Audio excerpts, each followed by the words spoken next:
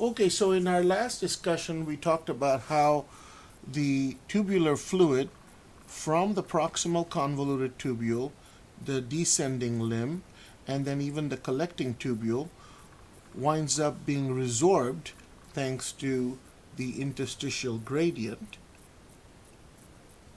and that leaves us with basically less than 1% of the original filtrate that would be put out by the body into the tubules.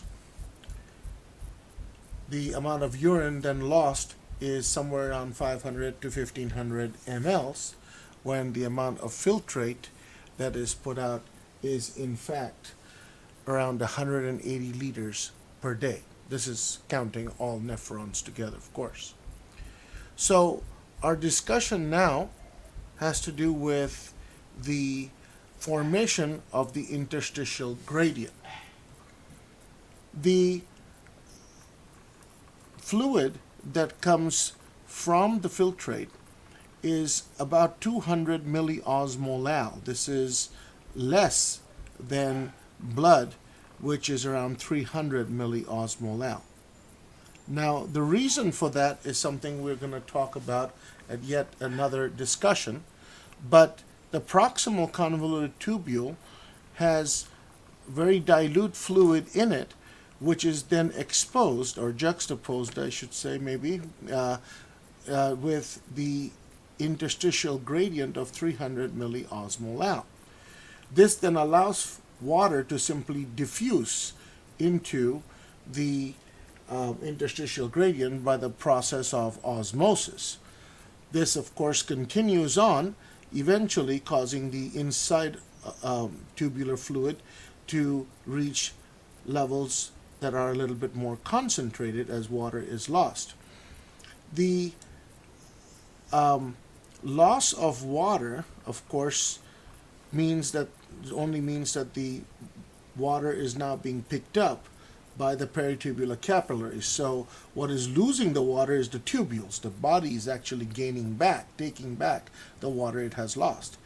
The question is, again, this interstitial gradient, it is staying ahead of the concentration in the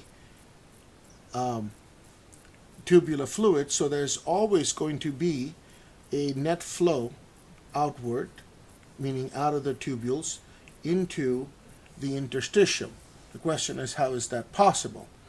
Well, what happens is this: as the tubular fluid comes around this way, all diffusion stops. However, we have the ability to expel sodium, pump it out, as it were, by sodium-potassium pump action, and that requires, of course, ATP use. But with sodium now being dumped into the interstitium from the tubules, that takes this concentrated tubular fluid and dilutes it, or makes it less concentrated, by virtue of the fact that the solutes are being lost. As you go towards the top, the amount of solute lost is also decreased, because the amount of solute you have in the tubule to begin with is also decreased. So we get this heavy concentration of solute now in the interstitium on the bottom, and as we go towards the glomerular side, we notice that the tubular fluid, which has less solute left, means that the interstitial gradient now has less solute left. Where is this sodium going? Well, it's moving across, equilibrating in this whole area, but it will eventually make its way into the tubular fluid, because on this side, i.e. the descending limb, sodium is allowed to move back in. Some of it, of course, will be exchanged in the blood itself, but a lot of it will make it back into the tubules only to be dumped out here again. So sodium, for the most part, is held in this loop caused by not only the tubules but also the peritubular capillaries and of course the vasa recta, which essentially drain all the blood in this direction. Now, what that does eventually is create this nice gradient from which water will continuously be resorbed, and the salt doesn't really go anywhere except stays concentrated right here. The presence of this interstitial gradient is vital to making sure that we do not lose this water, because if we had a problem with the exchange of sodium and keeping the interstitial gradient strong, we would lose a lot of water in the urine.